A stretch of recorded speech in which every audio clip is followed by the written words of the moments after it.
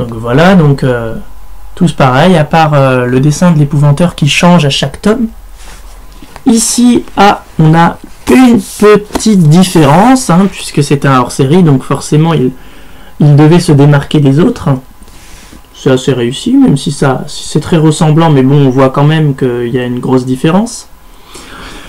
Le destin de l'épouvanteur m'avait assez surpris, puisque contrairement aux autres, le dessin d'illustration principal sur la couverture ne représentait pas l'épouvanteur, donc qui est facilement reconnaissable avec sa cape, son bâton et sa chaîne. Donc sa chaîne, on ne la voit pas là, on la voit plutôt ici, donc là elle est très bien représentée. Ici aussi. Là on la voit très bien. Sur le tome 3 on ne la voit pas, pourtant elle est bien présente. Le tome 2 elle est présente ici, on peut l'apercevoir. Le tome 1er elle est cachée un petit peu sous sa cape, mais bon on la voit quand même. Pourquoi je parle de cette fameuse chaîne? Parce que si vous découvrez la saga ou si vous avez envie de la découvrir, vous comprendrez à quel point cette arme est importante pour un épouvanteur. Voilà. Et oui, donc pour ce 8e tome, il n'y avait pas ce dessin de l'épouvanteur, donc ça m'avait beaucoup inquiété. J'ai pas envie de vous spoiler, même si j'ai très envie, je ne le ferai pas. Mais ça m'a laissé penser à quelque chose d'horrible. Donc est-ce que j'ai eu raison de croire au pire ou pas? Est-ce que j'ai eu raison de croire à la mort pure et simple de l'épouvanteur? Vous n'en saurez pas plus, mais en tout cas très bon tome qui ne m'a pas déçu non plus. Et ce bestiaire tout aussi magnifique, tout aussi resplendissant.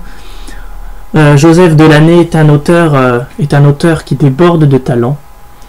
Chaque nouveau tome est une pure partie de plaisir. Et franchement, je suis très très heureux d'avoir connu cette saga. Donc vous voyez que quand même, il y a quand même pas mal de bouquins. C'est assez incroyable. On en est... si j'avais... Attendez. Donc... 1, 2, 3, 4, 5, donc là on est à 10. J'en ai 10 à la maison. Si j'avais Grimalkin et l'épouvanteur, j'en serais à 11. Donc je l'aurais, hein, je le prendrais. J'en serais à 11, donc c'est assez incroyable. Le 12e paraîtra au mois de février 2014, si c'est comme d'habitude. Et le 13e et dernier tome, oui parce qu'il faut quand même bien une fin à tout ça, hein, paraîtra en février 2015. Donc c'est assez lointain, mais bon, comme ça passe vite, ce sera vite là.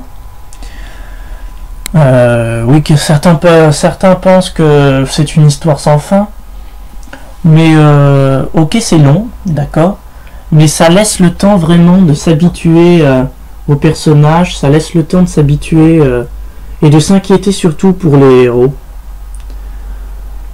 Car je n'aime pas vraiment les trilogies à la Seigneur des Anneaux, les trucs comme ça, c'est pas trop mon truc. Moi j'aime bien quand franchement on a le temps de s'habituer aux situations, aux personnages, aux lieux, aux créatures. Et avec l'épouvanteur, je trouve qu'on a l'occasion vraiment de s'habituer. Et donc si il a pu m'arriver de me perdre un peu dans le nom des créatures et tout ça, j'ai pu rattraper mon retard grâce au bestiaire, donc qui est vraiment un livre génial. Au pire, si vous n'avez lu aucun des livres de l'épouvanteur, vous pouvez à la rigueur commencer par lire le bestiaire, comme ça vous serez très au courant avant même d'avoir commencé le premier tome. Mais bon, je trouve aussi que ce serait dommage parce que ça vous spoilerait quand même pas mal de choses qui viennent au fil des livres. Donc ce serait dommage, oui, de commencer par le bestiaire, mais bon, si vous avez envie, je pense pas que ce soit vraiment dérangeant. Donc voilà, les illustrations des créatures sont très bien faites. Si je prends au hasard une créature, n'importe laquelle, la première qui vient. Et donc il y a un marque-page parce que je suis en train de le relire. Oui, je sais, je suis un fou. Donc là, par exemple, nous avons représenté... Qu'est-ce que ça peut être que ça? Ça doit être marqué... Ben, c'est le diable, tout simplement. Ne cherchons pas plus loin. Voilà la représentation du diable.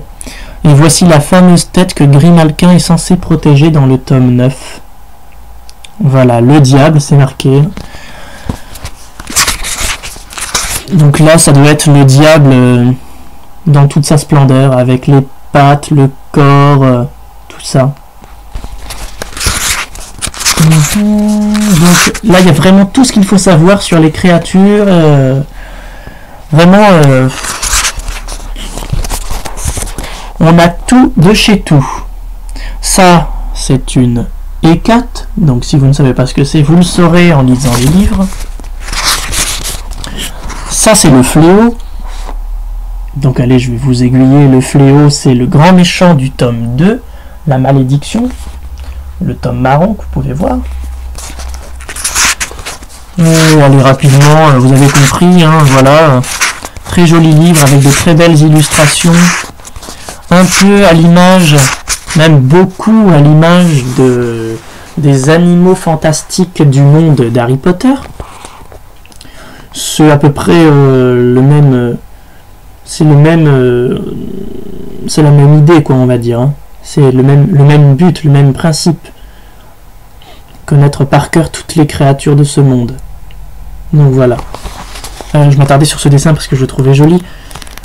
Et donc voilà, donc je vais m'arrêter pour cette vidéo. Si vous n'avez pas encore découvert cette saga et que vous êtes, comme moi, un fan d'Harry Potter, mais que vous ne connaissez pas encore l'Épouvanteur, franchement, commencez, quoi. Laissez-vous tenter, et peut-être que vous allez aimer, hein, on ne sait pas.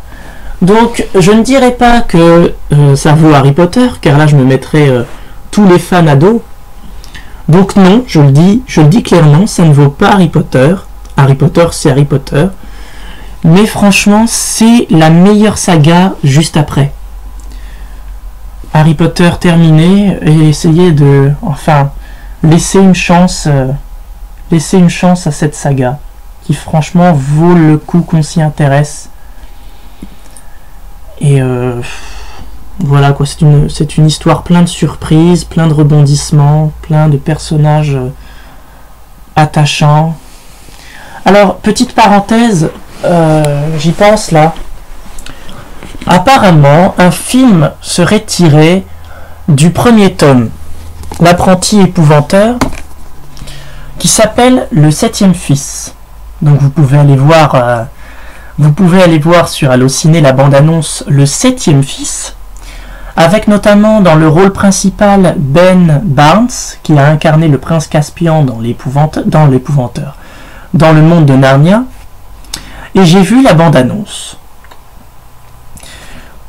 Et je peux vous dire que, d'après ce que j'en ai vu, je n'ai absolument rien reconnu de ce qu'il peut y avoir dans le livre. Donc je ne sais pas ce qu'ils nous ont pondu. Franchement, je ne sais pas ce que ça peut être que ça. Mais la bande-annonce ne ressemble en rien à l'histoire originale. La bande-annonce seulement. Après, en voyant le film, c'est possible que je retrouve beaucoup de détails du livre. Mais j'ai vraiment très peu d'espoir et j'ai été très déçu par cette bande-annonce. Le principal élément perturbateur, je dirais que c'est justement Ben Barnes. Il faut savoir que le héros de l'Épouvanteur on le découvre alors qu'il n'a que 13 ans. Le héros est censé avoir entre 13 et 15 ans. Ben Barnes en a quand même plus de 30. Donc, pour incarner un héros qui n'a que 13 ans, je trouve qu'il est un peu vieux. Enfin, je sais pas ce qu'ils ont fait. Je sais pas ce que ça va donner, mais je suis assez inquiet. Et enfin, voilà, quoi. Alors, il faut savoir aussi que l'Épouvanteur, ce n'est pas comme Harry Potter. Harry Potter, un livre était égal à une année, alors que pour l'Épouvanteur, 10 livres égale 2 ans.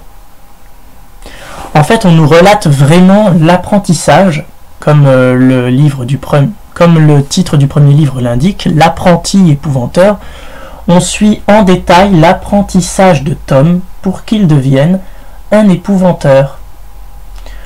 Et chaque livre relate en quelque sorte son journal intime, qui fait référence à une de ses aventures.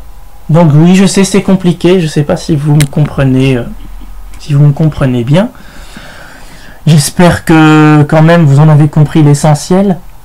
Et franchement, encore une fois, si vous aimez Harry Potter, si vous aimez les livres fantastiques et que vous ne connaissez pas, prenez le temps de découvrir le premier tome et peut-être que, par magie, vous accrocherez au suivant. Voilà, merci beaucoup d'avoir regardé ma vidéo, de m'avoir supporté jusqu'à la fin, et à très vite.